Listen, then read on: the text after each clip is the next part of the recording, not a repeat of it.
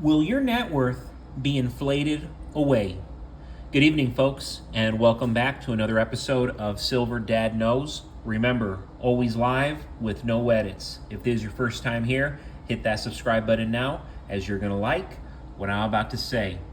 So, another unique and amazing piece that I'm presenting to you right here.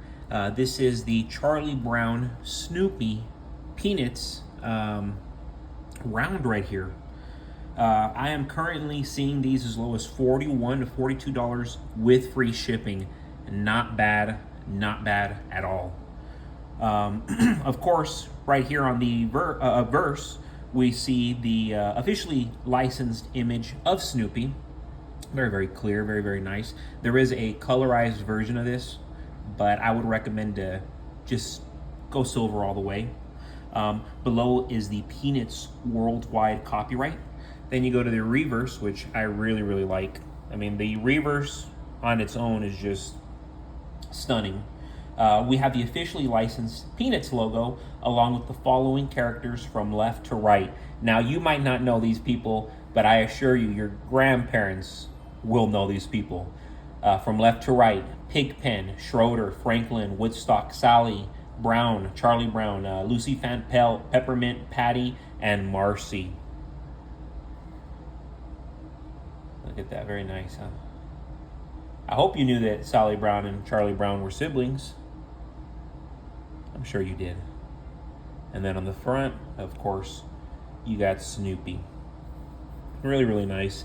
I was always skeptical to add these coins to my collection, but I always have people hitting me up for them. And aside from that, I just like to look at it. I just like to own it.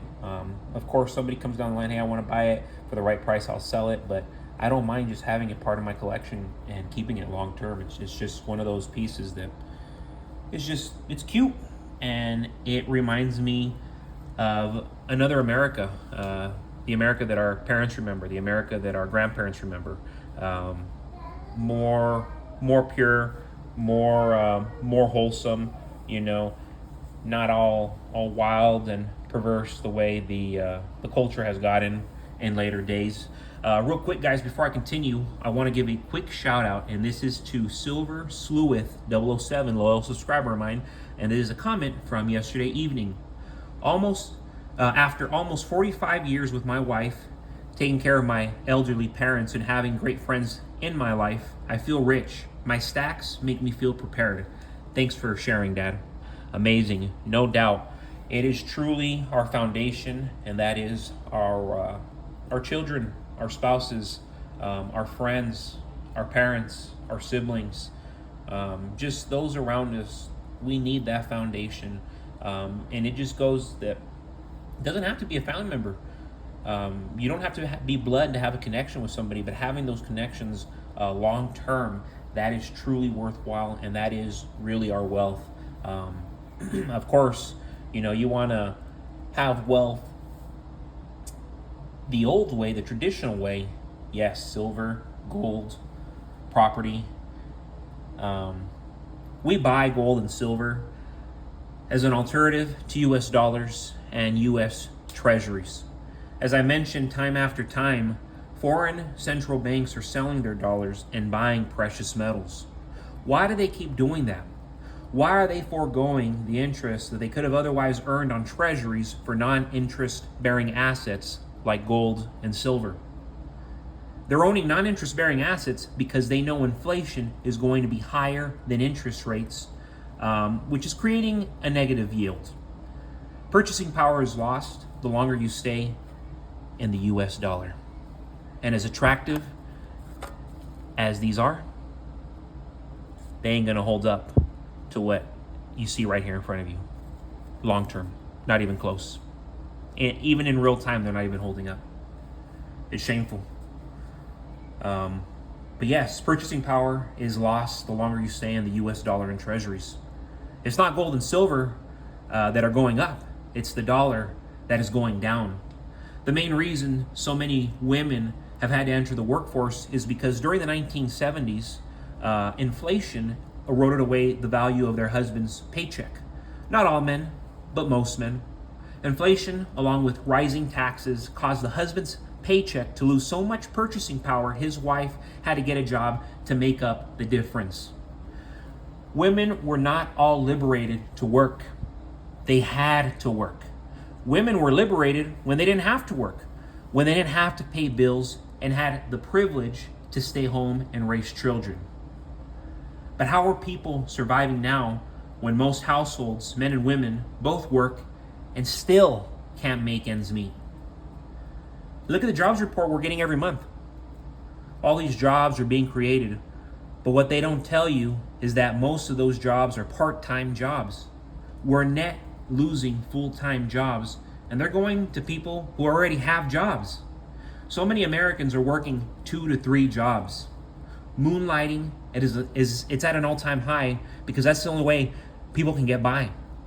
People don't want these jobs, and the creation of these jobs is a terrible sign. It's not a strong labor market, but a weak one. All these difficult things must happen if the Fed decides to do what it needs to do. Otherwise, they'll just allow inflation to continue, and things will get worse, ultimately destroying the dollar's role as the reserve currency. People are watching their Social Security benefits erode, and bondholders are not going to get paid. Instead, they're going to get inflated away. Years ago, this wasn't the case. America was a blue chip stock, but now we're witnessing the complete erosion of our society. Crime is basically becoming legal in many states. Quote unquote, catch and release. Littering is out of control, and America is moving everything in the wrong direction. It should disgust you. It disgusts me. The family unit is rapidly deteriorating by the day. As the family unit deteriorates, more and more people will rely on assistance and help. America is a rapidly depleting society. And when I said assistance right now, I mean government assistance. That's why so many lack morals and don't cherish our nation. So many, they don't fear God. Japan, China, and India, over the next decade, they're going to flourish because these societies hold their citizens to a higher standard. They hold their children and raise their children to a higher standard. They don't entertain pronouns. They don't entertain TikTok. And they're dishing out doctors, engineers, and entrepreneurs left and right. So yes, right here. I've been going up the ladder on these. I showed 1900, 1901, 1902, and here we are at 1903. First introduced in the late 19th century, the Barber quarter was put to use by U.S. citizens as it was a very useful coin. Today, collectors are eager to get their hands on these pieces of U.S. history. A majority of 1903 Barber quarters were minted in Philadelphia. Roughly 25% of the 1903 Barber quarters were minted in New Orleans, and 3% were minted in San Francisco. Coins minted in Philadelphia have no mint mark. Coins minted in New Orleans and San Francisco have a mint mark on the reverse under the eagle. So if you notice, we do have a mint mark there, and it is from New Orleans.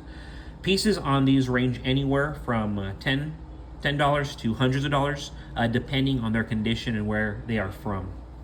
So what's nice about this piece, because it's part of that 25% and it's actually in very, very nice condition, this one in particular could easily sell, nothing crazy, $20, $25.